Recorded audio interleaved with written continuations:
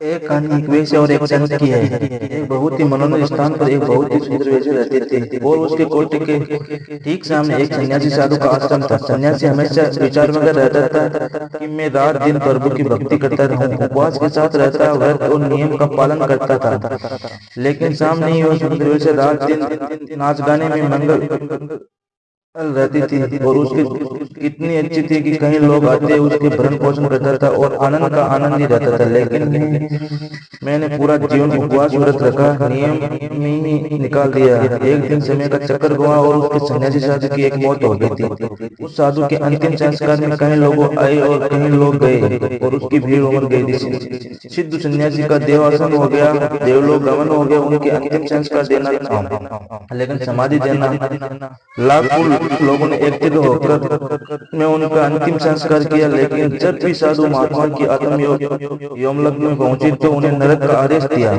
यह देख साधु महात्मा अत्यंत विचलित हुए, उनकी आत्मा अत्यंत विचलित हुई और यमराज के प्रति प्रश्न करने लगे, हे यमराज, मैं तो इतना बड़ा सन्यासी था, लाखों लोगों ने मेरा अंतिम संस्कार किया और मुझे मुखाग्नि दी। उनके पश्चात में आप लोग में आया हूँ, मुझे मोक्ष मिलना चाहिए। यमराज के भगवान चित्रगुप्त को बुलाया और कहा कि इस साधु के जीवन का लेखा जोखा देखे। चित्रगुप्त जी जब भगवान चित्रगुप्त जी को कहा तो प्रभु है, आप थोड़ा इंतजार कीजिए, निर्णय की घड़ी बहुत ही करीब आने लगी है। और कुछ समय में उस सुंदर वेश्याओं का भी देवासान हो गया और उस क्षेत्र में लोग आपस में बात करने लगे, अरे यह तो बहुत ही बेकार किस्म की स्त्री है, ऐसे इसके अर्थ में जाना ठीक नहीं रहेगा। तब कुछ लोग कहने लगे, अरे ठीक है, वह जिंदा थी तब तक ऐसे थी, अब तो यह मृत शरीर है और हमारे शास्त्रों में लिखा है कि किसी भी मृत व्यक्ति के अंतिम संस्कार में जाना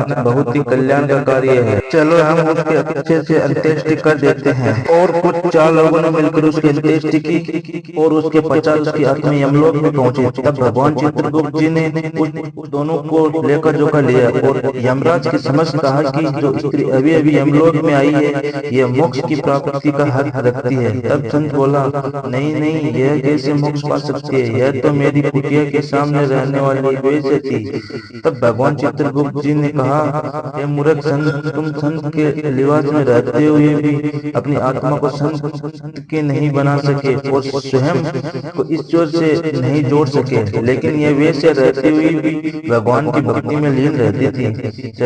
तुम्हारे यहाँ होने वाले यज्ञ, हवन, पूजन और कीर्तन में अपना मन लगा लेती थी और तुम संत की कुटिया में रहते हुए भी ऐसे आराम की ओर ध्यान करते थे।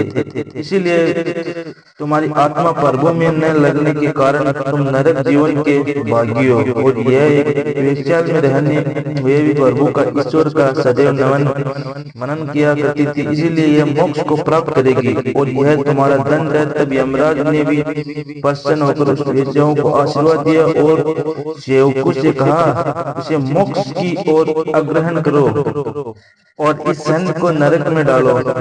तो इसलिए कहा कि चित्त को हमेशा स्थिर रखो, जीवन को हमेशा खुला रखो और इस दुनिया में खुले मन के साथ जियो। जिस प्रकार से अंदर हो उसी प्रकार से बाहर रहो तो इस लोक में भी मोक्ष पा पाओगे और उस लोक में भी मोक्ष पा पाओगे।